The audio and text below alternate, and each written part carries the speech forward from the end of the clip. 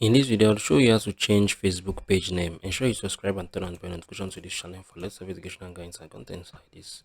Before you can do this, ensure you have a Facebook page, right? Ensure you have a Facebook page. So this is my page. This is my page, educational business. I'm gonna just click on it, right? I'm gonna switch to it. I'm gonna click on the switch right now. So this is it. So this is it currently. This is my Facebook page, right? And if you'd love to change your Facebook page name, right? This page is currently the educational business. If I love to change the page name, I'm going to click on the settings right here. So I'm going to wait for it to load up, right?